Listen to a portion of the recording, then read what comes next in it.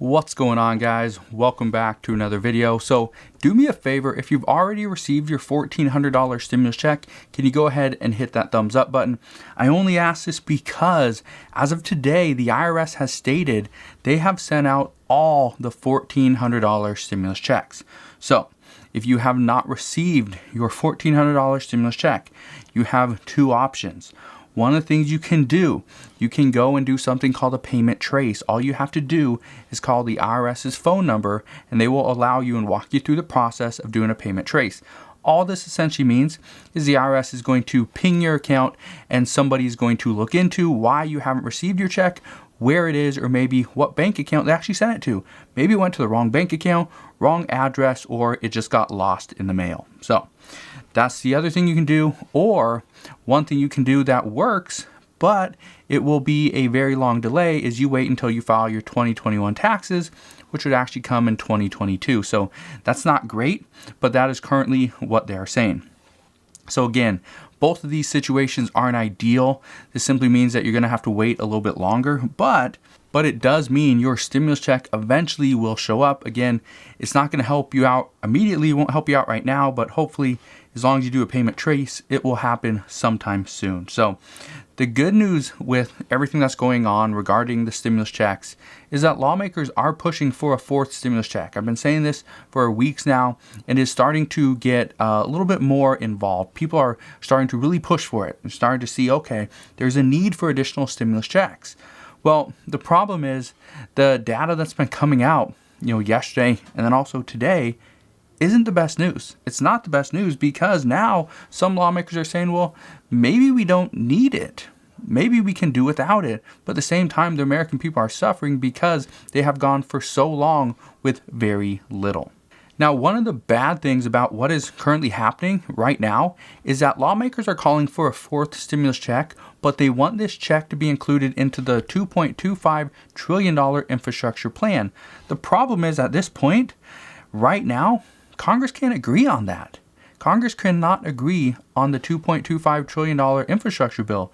So if progressives or Democrats are going to try to push additional stimulus into that bill at this point has so many issues. There's so many flaws. Not even all of Democrats actually support that bill, which is going to create a lot of issues as well.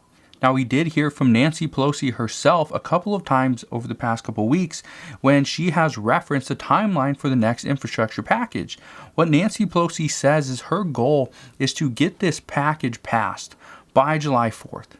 That's her goal because, if you don't remember, Congress actually goes on recess for all of August, which means if it's not passed by July 4th, they will have to come back after the July 4th, little recess, and they will actually have to work on this bill. The problem is if it doesn't get passed before the end of July, Congress goes on recess. This means this bill might be delayed clear into September, which won't be great. Now, one thing I just want to readdress is that Nancy Pelosi has been very quiet, dead silent on additional stimulus. And a lot of people wonder, why is this? When she was so gung-ho about stimulus before, and then she was even a little bit upset that she wasn't getting everything that she wanted. She wasn't getting everything that she wanted in the $1.9 trillion stimulus package, but that was something that was passed under President Biden. That was his plan, his proposal.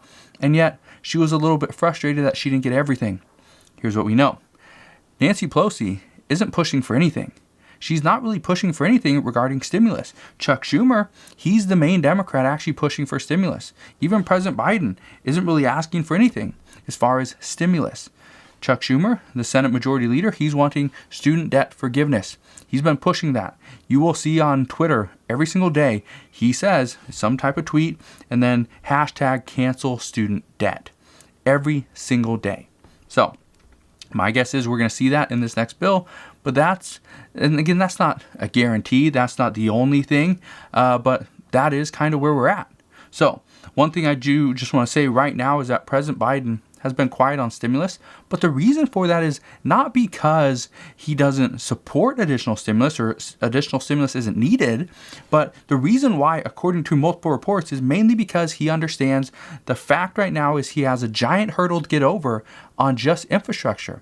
So stimulus is right now seen as out of the question. But while President Biden is waiting to see exactly how all this is going to play out, here's what we know. Here's what we know at this time is that Republicans, they're actually not supportive at all. They're not supportive at all regarding this bill because a handful of Republicans say they want to wait and see how the American people react when Democrats are telling them that once we pass this $4 trillion infrastructure bill, there's going to be plenty of jobs out there. There's going to be a lot of jobs. The economy is going to come roaring back. That's what Democrats are telling the American people. And Republicans are saying that no, jobs are not going to come back as fast. You will not be able to recover all the jobs that have been lost. And because of this, Republicans, according to a few reports, are just buying their time before they can take control of the House and Senate this coming election in 2022. So one thing I can say is expect a lot of different political games. We're going to see a bunch of different political games from both parties. We know the games are already starting to turn up.